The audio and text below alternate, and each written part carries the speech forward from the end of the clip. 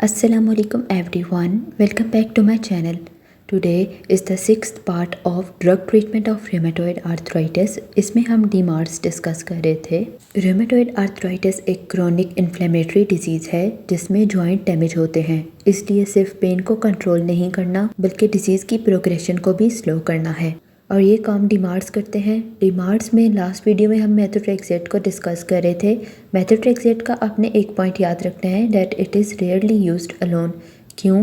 क्योंकि इसका effect limited होता है। सिर्फ मेथोट्रेक्सेट से कभी कभी डिजीज़ फुली कंट्रोल नहीं होती है, इसलिए कॉम्बिनेशन ज़्यादा पावरफुल होती है। दो या दो से ज़्यादा DMARDs मिलकर डिजीज़ को बेटर कंट्रोल करते हैं और इन्फ्लेमेशन को काफ़ी हद तक सप्रेस कर देते हैं।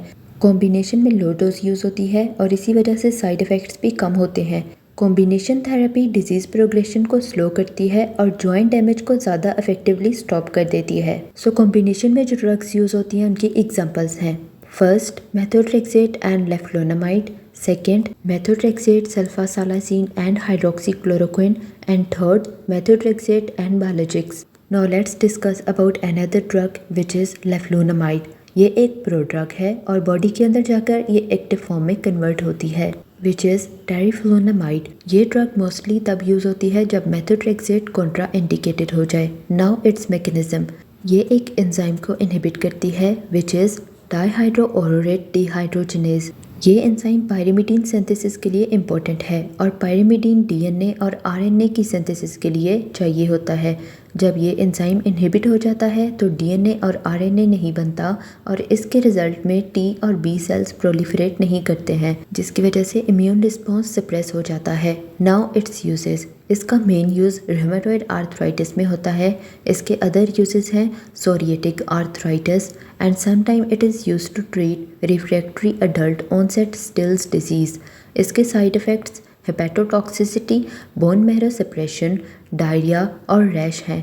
एक और इम्पॉर्टेंट पॉइंट जो आपने याद रखना है, इसकी इंटेरोहेपेटिक सर्कुलेशन होती है जिसकी वजह से इसका इफेक्ट प्रोलॉन्ग होता है, मीन इसका इफेक्ट लॉन्ग लास्टिंग है और ये मेथोट्रेक्सेट का अल्टरनेटिव है। नाउ सल्फासालाज़िन, ये भी एक प्रोड्रग है। इसमें सल्फापिरिडीन और 5 अमीनो सैलिसिलिक एसिड होता है और इन दोनों के दरमियान में एसो बॉन्ड होता है। गट फ्लोरा मीन इंटेस्टाइन के बैक्टीरिया इस एसो बॉन्ड को ब्रेक करते हैं और ड्रग एक्टिव हो जाती है। नाउ इट्स मैकेनिज्म, ये साइनोवियल सेल प्रोलिफरेशन को सप्रेस करता है, पेनिस फॉर्मेशन को रिड्यूस करता है और मैक्रोफेजेस से ट्यूमर नेक्रोसिस फैक्टर, इंटरल्यूकिन 1 और इंटरल्यूकिन 6 के रिलीज को रिड्यूस कर देता है। Now its uses, it is used for the treatment of rheumatoid arthritis, inflammatory bowel disease, ulcerative colitis and Crohn's disease. Its side effects include malaise, headache, GI disturbance which includes nausea and discomfort, skin rash and oligospermia which is reversible. Important point you have to remember कि इंटेरोकोटेड form ज़्यादा prefer की जाती है ताकि stomach में irritation कम हो। Now antimalarials, these include chloroquine and hydroxychloroquine. Mainly hydroxychloroquine rheumatoid arthritis में use होती है।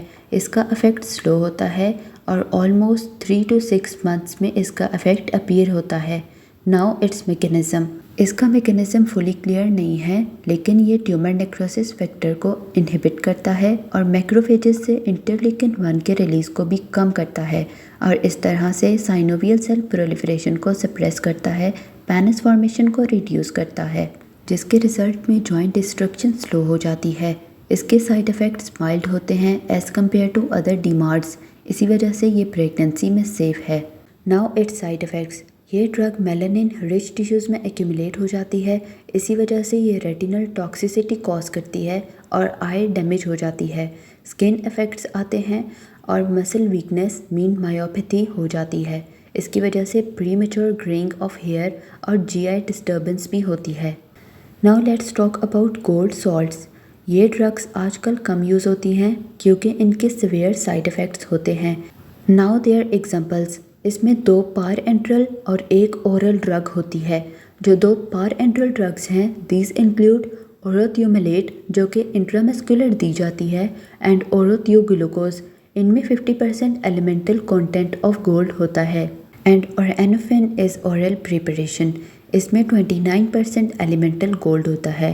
नाउ देयर मैकेनिज्म, ये न्यूट्रोफिल्स और मैक्रोफेजेस के फंक्शन को चेंज कर देते हैं, जिससे इम्यून सेल्स का एग्रेसिव रिस्पॉन्स कम हो जाता है। इसके अलावा ये लाइसोसोमल एंजाइम्स को इनहिबिट करते हैं, हिस्टामीन रिलीज को रिड्यूस करते हैं और कॉम्प्लीमेंट सिस्टम को इनएक्टिवेट कर देते हैं। और इसके रिजल्ट में इन्फ्लेमेशन के chemical mediators like prostaglandin E2 और ल्यूकोट्राइन B4 का रिलीज भी कम हो जाता है, जिसकी वजह से जॉइंट में स्वेलिंग और पेन डिक्रीज हो जाती है और फेगोसाइटिक एक्टिविटी भी सप्रेस हो जाती है। इन इफेक्ट्स की वजह से साइनोवियल मेम्ब्रेन की प्रोलिफरेशन कम हो जाती है और जॉइंट डिस्ट्रक्शन स्लो हो जाती है। मीन डिजीज की प्रोग्रेशन स्लो हो जाती है। नाउ इट्स फार्माकोकाइनेटिक्स, ये ड्रग्स ओरल या इंट्रामस्कुलर दोनों फॉर्म्स में दी जाती हैं और बॉडी में लॉन्ग टाइम के लिए डिपॉजिट होती हैं। ख़ास तौर पर जॉइंट्स, लिवर, स्प्लीन, किडनीज और लिम्फ नोड्स में इनकी हाफ लाइफ बहुत ज़्यादा होती है, विच इज़ ऑलमोस्ट 1 ईयर। इसलिए ये स्लो एक्टिंग और लॉन्ग ड्यूरेशन ड्रग्स हैं। इनके साइड इफ़ेक्ट्स में metallic taste, mouth ulcers, skin rash, bone marrow suppression, kidney damage जिसमें proteinuria, liver toxicity, pulmonary fibrosis और कॉर्नियल गोल्ड डिपॉजिट्स शामिल हैं। एक special reaction which is called nitritoid reaction होता है, जिसमें फेस पर फ्लैशिंग, डिजीनेस और हाइपरटेंशन होती है, जो वेसोडाइलेशन की वजह से होता है और ये यूजली प्रिपरेशन के एडिटिव्स की वजह से होता है। और एनोफिन स्पेसिफिकली डर्माटाइटिस और डायरिया भी कॉज कर सकता है। Now let's have a quick summary. So methotrexate is the backbone और मोस्टली ये कॉम्बिनेशन में यूज़ होती है ताकि डिजीज़ को बेटर वे में कंट्रोल किया जा सके। लेफ्लोनामाइड डाईहाइड्रोऑरोरेट डिहाइड्रोजिनेज को इनहिबिट करती है और टी और बी सेल्स की प्रोलिफरेशन को स्टॉप कर देती है। सल्फासालाजीन एक प्रोड्रग है जिसको गट बैक्टीरिया एक्टिवेट करते हैं। हाइड्रोक्सीक्लोरोक्विन स्लो एक्टिंग है और ये प्रेगनेंसी में सेफ है। गोल्ड सॉल्ट्स इफेक्टिव हैं, लेकिन साइड इफ़ेक्ट्स की वजह से इनका यूज़ कम किया जाता है। So that was all. If this helped you, please like, share and subscribe. Thank you.